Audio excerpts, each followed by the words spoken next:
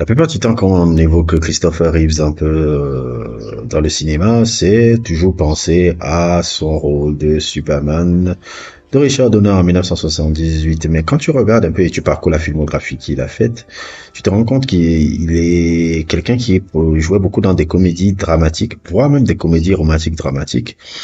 À l'en-tête comme ça, je peux penser au film romantique dramatique de Bostonian.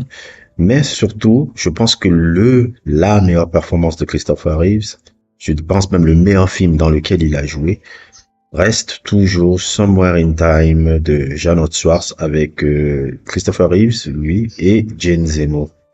Je pense que ce film-là est la meilleure performance qui n'ait jamais faite. Et Somewhere in Time aussi, c'est un film qui me fait rire parce que on est typiquement dans le genre de film qui sort au mauvais moment, mauvaise époque, mauvais timing, mais qui, avec l'aide du temps, avec l'aide du truc, parce que comme je le dis toujours, la qualité se juge pas sur le moment présent, ça se juge à travers le temps. C'est le temps qui juge de qualité, pas le succès, mais le temps. C'est le temps qui juge de tout, c'est le temps qui juge si quelque chose a été bon ou mauvais ou quelque chose comme ça. Et Somewhere in Time entre dans ces catégories de films-là. Parce que quand ce film-là sort, il est boudé par la critique, boudé par le public et complètement renvoyé aux oubliettes, comment on appelle ça, aux oubliettes de la maison de production qu'il avait produite. Et ce n'est que des années plus tard, je crois 4 ans, 5 ans après, je crois qu'il est sorti en 1980 ce film-là, je pense. Ce n'est que 4 ans, 5 ans plus tard, après sa sortie sur VHS, c'est sorti VHS et sa rediffusion à la télévision américaine qui a un boom sur ce film-là. C'est-à-dire que le film a reçu un boom, une audience, un truc où il y a une toute nouvelle génération de téléspectateurs qui l'ont redécouvert. Et ça a permis vraiment à la maison de production de ressortir vraiment des sorties maintenant VHS et qui ont explosé les ventes, je crois, 4 ans, 5 ans, 6 ans après sa sortie. Mais de quoi parle ce film? Ce film-là, Somewhere in Time, si je veux un peu le résumer très rapidement, c'est un film sur un jeune étudiant écrivain qui fait la rencontre d'une vieille dame qui lui dit qu'elles se connaissent depuis très longtemps. Et c'est de cette rencontre-là, avec cette vieille dame-là, ça l'intrigue un peu. Et il arrive dans une situation, je paraphrase un peu, j'accélère un peu le truc pour ne pas trop où il arrive à traverser le temps dans un hôtel particulier, où il rencontre justement la version jeune de cette femme-là, jouée par Jane Seymour, où en gros où il commence à développer une sorte de idylle amoureuse alors qu'il ne vient pas de cette époque-là. Bon, c'est un peu un film qui mêle un peu beaucoup de science-fiction avec de la romance, mais bon, la science-fiction est très minime, c'est beaucoup plus la romance. La science-fiction, c'est le fait qu'il voyage dans le temps dont on ne sait même pas comment il est arrivé là-bas. Et c'est vraiment un fabuleux film.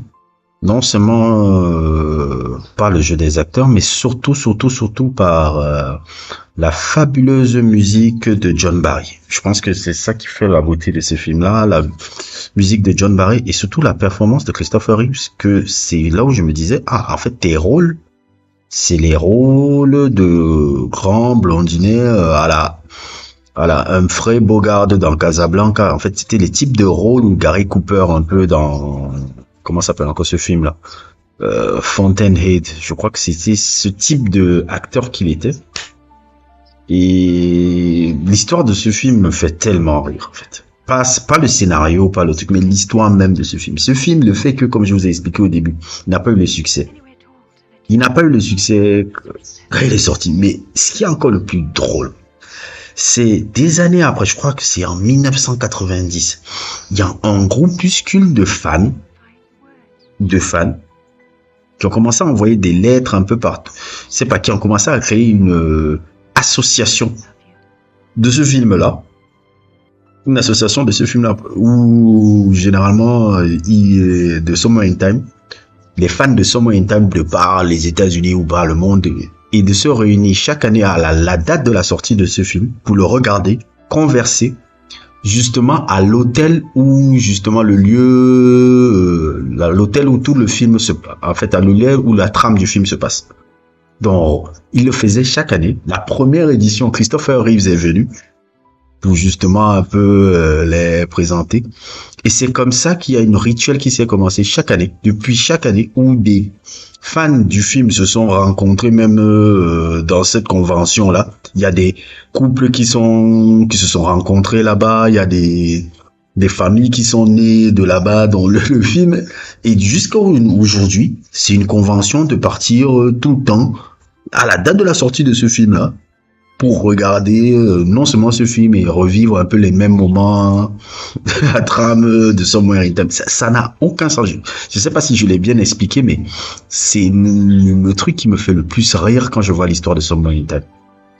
C'est-à-dire que c'est littéralement l'exemple type que c'est le temps qui est juge de tout. Le film, quand il est sorti, on l'a considéré par les critiques comme un navet. Il a été rejeté par le public, il a été rejeté par les critiques, il a été rejeté même par la maison de production qui a arrêté de faire la promo sur le film. 4 ans, 5 ans en rediffusion sur la télé, les audiences montent. Et après, les gars ressortent le truc sur VHS et puis il y a un mec là, comme ça, je sais même plus le nom du mec, qui dit ok, on va faire une convention des fans du film. Et on va se rencontrer tous les ans à la date du film pour reprendre vraiment une sorte de convention qui tourne autour de Somewhere in Time. Et c'est comme ça que depuis 1990, il y a cette convention-là qui se déroule justement à l'endroit où s'est déroulé le film là. Et il y a des couples qui sont nés là-bas, il y a des gars qui se sont mariés là-bas, c'est absolument absurde là. Donc je voulais un peu partager un peu cette expérience que j'avais eu à découvrir le film, même pas forcément parce que le film en lui-même, mais l'histoire autour m'a toujours fasciné. Donc si vous n'avez jamais vu Somewhere in Time, c'est la première. Je vous le conseille bien, c'est pour moi un des plus grands films romantiques de tous les temps. C'est la meilleure performance de Christopher Reeves. Jane Zemo aussi est incroyable dans le film. Et aussi, si je peux me tromper, la musique surtout de John Barry que vous écoutez en fond là, fait tout le charme et la beauté de cette réalisation de Janet Schwartz. N'hésitez pas à liker, à vous abonner et à plus pour d'autres aventures.